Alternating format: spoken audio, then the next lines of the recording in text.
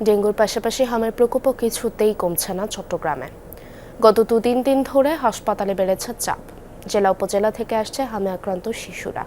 উদ্বিগ্ন অভিভাবকরা। তবে টিকাদানের সুফল দ্রুত মিলবে বলছে স্বাস্থ্য বিভাগ।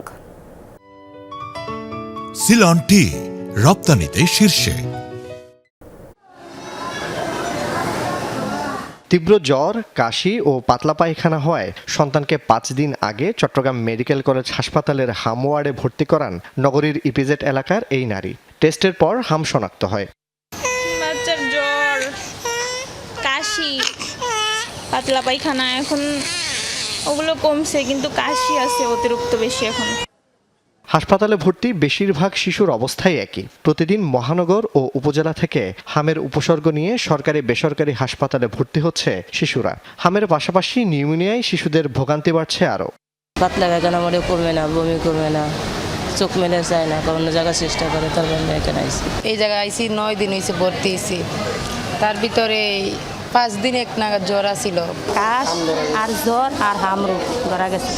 জ্বরও কমে নাই, কাশও কমে নাই, ভিতরে কফ জমে গেছে। আক্রান্ত শিশুদের অধিকাংশই হামের টিকা দেয়নি বলছেন অভিভাবকরা। ফলে হামে সহজেই কাবু হচ্ছে। হামেরটা আগে দেয় নাই, ওই যে একটা বাকি ছিল ওইটা দেয় নাই, এই কারণে বাচ্চাটা আক্রান্ত বেশি হয়েছে। ছোট বাচ্চা তো আমার 6 মাস ছিল, মারে নাই, খাওয়াইছে, কিন্তু ওখানে কারটা কাজও নেই। এখন আমরা আমার ছেলে আক্রান্ত মেডিকেলে ভর্তি আছে। 2টা বাচ্চা অসুস্থ হামে।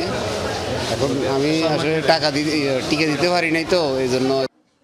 এদিকে হাসপাতালের শয্যা সংখ্যা কম থাকায় প্রতিটি বেডে চিকিৎসা নিতে হচ্ছে 2 জন শিশুর। কেবল চমেক হাসপাতালের হাম ওয়ার্ডেই ভর্তি 90 জন শিশু। যদি কোনো রোগী যদি খারাপ হয় অথবা যদি কোনো শ্বাসকষ্টজনিত হয়, এদের জন্য আমরা 10 বেডের আইসিইউ করে রাখছি। আমাদের পেডিয়াট্রিক আইসিইউ যে আছে 20টা বেড, 20টা বেডের মধ্যে 10টা বেডকে আমরা ডেডিকেটেড করে রাখছি। যদি কোনো রোগী যদি খারাপ হয় তাহলে তাদেরকে আমরা সরাসরি সাথে ওখানে শিফট করব।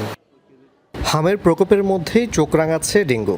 সিভিল সার্জন কার্যালয়ের তথ্য অনুযায়ী শুধুমাত্র চলতি জুলাই মাসে আক্রান্ত হয়েছে 536 জন। জুবায়েত ইবনে শাহাদাত, যমুনা নিউজ, চট্টগ্রাম।